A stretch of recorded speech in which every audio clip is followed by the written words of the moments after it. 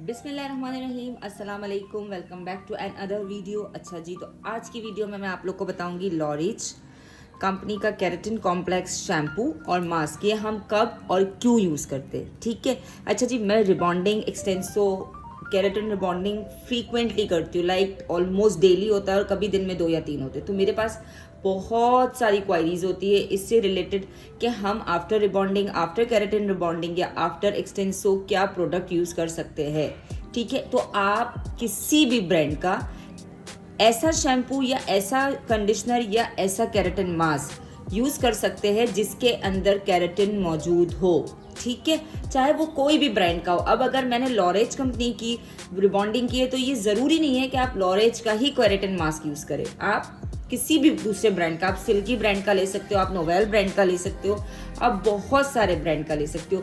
Usually summers में तो मैं लोगों को कहती हूँ कि आप नरिशिंग मास्क यूज़ करें, लेकिन अब वेदर इतना शदीद ड्राई हो गया और अब लोगों के बालों में शायद इतनी ज़्यादा वीकनेस आ गई है प्रॉपर डाइट ना होने की वजह से, डिप्रेशन, टेंशन की वजह से, मतलब बहुत ज़्यादा ये कि जब हम रिबॉन्डिंग या एक्सटेंसो कर रहे होते हैं तो बाल जो है एक्सट्रीमली ड्राई हो जाता है। ठीक है।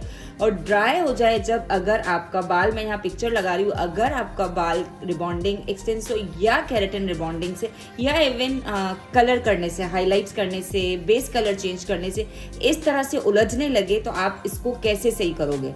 देखो, अगर आप लोग किसी पार्लर में जाओगे ना तो वो आपसे क्या कहेंगे कि आप केराटिन करा लो, 10,000 का होगा, 15,000 का होगा, और उसकी जो लिमिट होती है ना वो सिर्फ 4 से 6 महीने होती है। किसी भी कंपनी के बड़े से बड़े ब्रांड को करा लो केराटिन में, इसकी लिमिट जो होती है वो 4 से 6 महीने होती है। मतलब 6 महीने बाद आप अगेन केराटिन डिपॉजिट कराओ। अच्छा, मजे की बात ये कि केराटिन कराने के बाद आपको कंडीशनर और शैम्पू जो है वो उसी ब्रांड का लेना है जो आप केराटिन में, मतलब जिस ब्रांड का केराटिन आपने लिया है। अब वो और मजीद आप 8-10 हज़ार, 15,000 रुपये केराटिन के चार्ज दे रहे हो, फिर 10,000 रुपये, आप 5,000 या 8,000 या 7,000 रुपये उस प्रोडक्ट, मतलब शैम्पू, मास्क, सिरम के दोगे। ठीक है।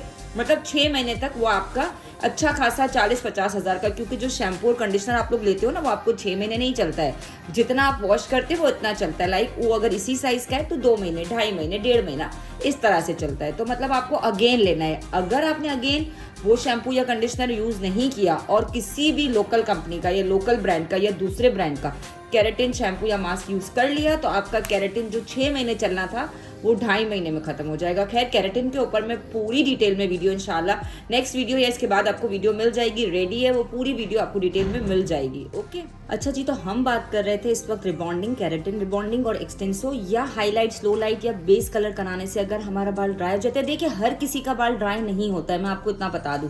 एक तो वर्जन हेयर होता है ना, उसमें कभी प्रॉब्लम नहीं आती। ज्यादातर बाल वो ड्राई होता है जो उस पर कलर किया हुआ होता है, और स्पेशली वो वाला कलर किया होता है जो डब्बो वाले कलर होते हैं, मेटालिक कलर्स यूज होते हैं।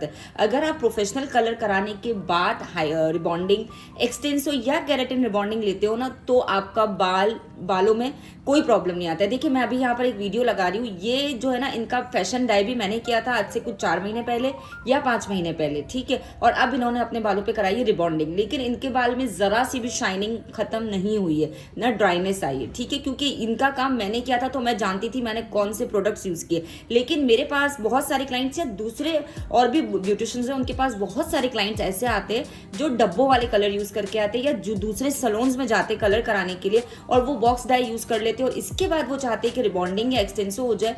तो फिर बालों में क्या होता है, और फिर मजे की बात पता है क्या है, वो सच भी नहीं बता रहे होते कि हमने अपने बालों में क्या क्या यूज किया है। तो मैं एक बात बता दूं, अगर आप लोग न्यू हो ना या पुराने भी हो, आप लोग पहले क्लाइंट की पूरी पूरी पूरी हिस्ट्री मालूम कर लिया। भी नहीं होता है, क्योंकि क्लाइंट्स को तो ये बोला जाता है कि हम प्रोफेशनली कलर कर रहे हैं। अब उन बेचारों को या उनके पास तो इतनी नॉलेज नहीं है, अगर वो होती तो डेफिनेटली वो खुद ही कर लेते।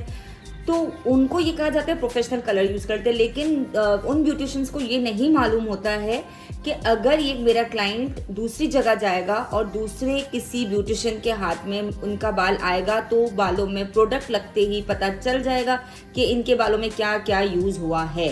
ठीक है। अच्छा, एक तो ये प्रॉपर नहीं बताया जाता है कि कौन से कलर्स यूज किए हुए, कितना टाइम पहले यूज किए हुए, ये कुछ नहीं बताया जाता है। तो इसके बाद क्या हो जाता है, काम हो जाता है खराब, और फिर ये कहा जाता है कि इस ब्यूटिशियन ने मेरा ये काम खराब कर दिया, जो कि बिल्कुल गलत है। ठीक है।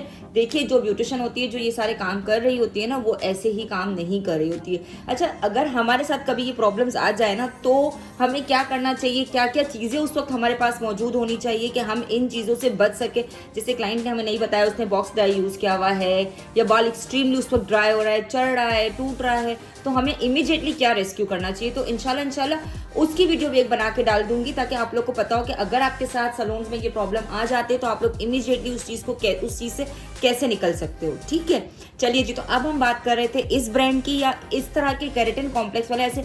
अच्छा, आजकल जरा मैं इसकी ज़्यादा फैन हुई हूँ ना, तो इसलिए मैं इसके बारे में बात कर रही हूँ। ठीक है, वैसे मेरी चॉइस वक्त के साथ साथ बदलती रहती है, मेरे पास बहुत सारे ब्रांड्स आते हैं। मैं इसकी बड़ी फैन हुई हूँ, मैं इसकी रिबॉन्डिंग्स भी कर रही हूँ, इसी से एक्सटेंसो भी कर रही हूँ। बहुत बहुत बहुत ऑसम प्रोडक्ट है, बहुत ग्रेट प्रोडक्ट है। आई थिंक आपको तारेक रोड पे कहीं पे भी ये लोकली मिल जाएगा, आप लोग जाके ले सकते हैं। ये पूरा सेट 2500 या 3000 का है, और ये अगर आप अकेले यूज़ कर रहे हैं, मतलब एक बंदा नॉर्मल मिड लेंथ का है, तो उसको 1.5 से 2 महीना चल जाता है। और इसकी कॉस्ट मैंने बता दी 2.5 से 3000, तो इतना तो ओके है, हम अफोर्ड कर सकते हैं। लेकिन अगर कोई क्लाइंट नहीं भी कर सकता है, तो ज़रूरी नहीं है कि हर कोई ये करे। ये स्पेशली उन लोगों के लिए जिनका बाल ड्राई की तरफ चला जाता है। ठीक है। अच्छा, अब रही बात इसके रिजल्ट की। इसका रिजल्ट किस तरह आएगा? देखिए, अगर आप रिबॉन्डिंग करा रहे हो, एक्सटेंसिव करा रहे हो, हाईलाइट्स करा रहे हो, बेस कलर चेंज करा रहे हो, और आपका बाल हो गया ड्राई, तो ऐसा नहीं है कि आपने पहली बार ये यूज़ किया और इसका रिजल्ट आपको मिल गया यूं। नो, हमें जब 103 104 बुखार भी होता है ना, तो हम मेडिसिन खाते हैं ना जब, तो वो इमीडिएटली थोड़ी देर के लिए सही होता है, फिर हमें फिर 5 घंटे बाद बुखार चढ़ता है, फिर हम एंटीबायोटिक का डोज ले रहे होते हैं, 3 दिन का कोर्स, 5 दिन का कोर्स, 12 दिन का कोर्स, इस तरह से हमारी जो बीमारी होती है उसके अकॉर्डिंग टू हमारा कोर्स चल रहा होता है, फिर जाके हमारी सेहत अच्छी होना शुरू होती है। ठीक है, तो सेम इसी तरह से जितने भी प्रोडक्ट्स है, वो आपके बालों को सूट करने में थोड़ा सा टाइम लगाते हैं।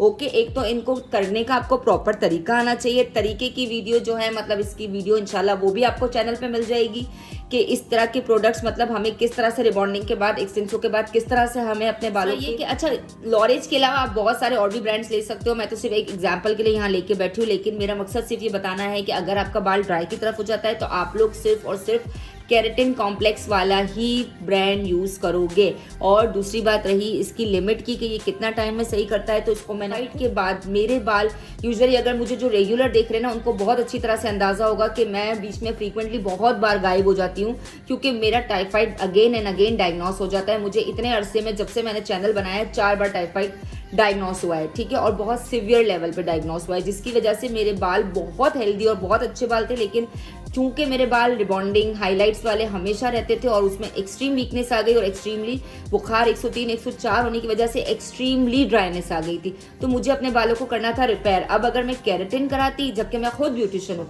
लेकिन मैंने केराटिन प्रेफर नहीं किया, क्योंकि एक तो इसकी लिमिट है 4 से 6 महीने, फिर इसके शैम्पू, कंडीशनर, उसका बजट बहुत ज़्यादा आउट, और अगर कभी गलती से वो शैम्पू कहीं रह गया, छूट गया, या हम कहीं और हमने किसी और शैम्पू से नहा लिया, तो हो गई केराटिन ख़त्म। ठीक है, तो मैं बिल्कुल केराटिन को प्रेफर नहीं करती हूँ। ओके, मुझे किसी ने ये रिकमेंड किया, बल्कि किसी ने क्या, इसी कंपनी के बंदे ने मुझे कांटेक्ट किया था रिबॉन्डिंग के लिए, फिर उन्होंने मुझे कहा आप एक बार ये वाला शैम्पू कंडीशनर यूज़ करके देखिए, मास्क है, शैम्पू और मास्क यूज़ करके देखिए। नो डाउट मैंने 8 या 9 टाइम इसको यूज़ किया है, और मेरे बाल 100% रिपेयर हो गए।